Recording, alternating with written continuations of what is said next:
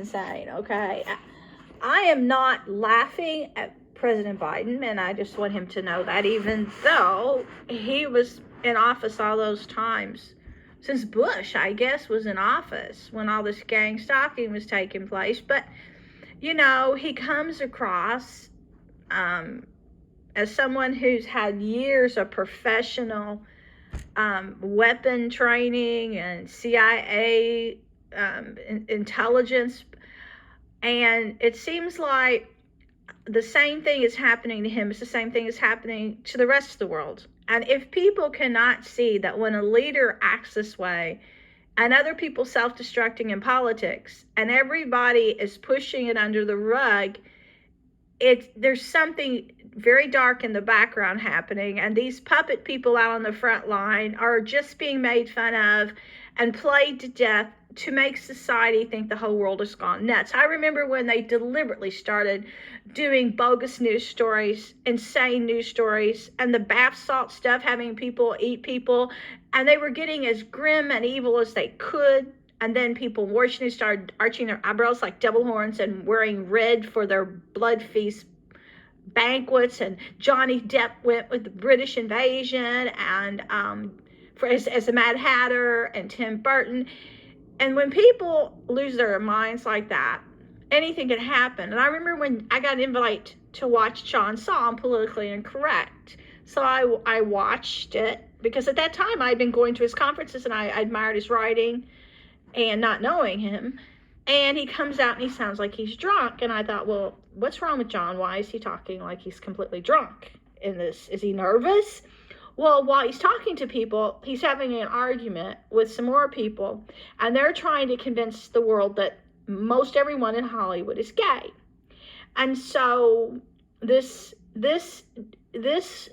it makes sense now that if it was true, and you got Hollywood going Washington, and then you got MK Ultra scientists and stuff, and Hitler people, and you've got the Disney people, after sacrifices of this Illuminati group, sprinkling people's ashes, and this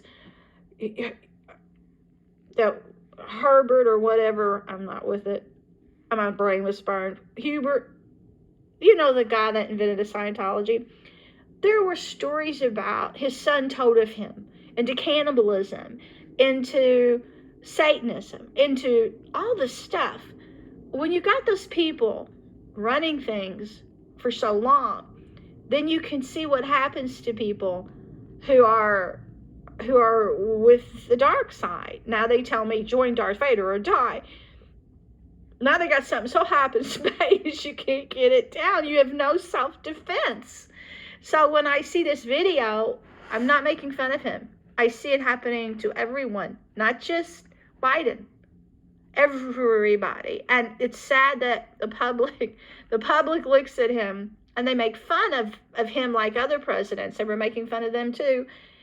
And no one seems to think it's odd that our country is no longer trying to even act serious in politics. They're not even trying to act professional. It's like everybody's making fun of the whole world. What do you think is pushing people's buttons in the background? Seriously. Is when he defies gravity. I got this a few minutes ago. When the leader of the free world falls up the stairs. I could watch it over and over and over again. But guess what? He's done it again. Sure, not as full on, but still, the man still defies gravity. He is superhuman. Leaving Bali today after the G20, the leader of the free world, the man who will apparently put China in its place. Well, I mean, before Trump got elected, he says, all you have to do is grab them in the puss. I mean, come on. And no one thought anything of it. Can you see him running for office in the 50s?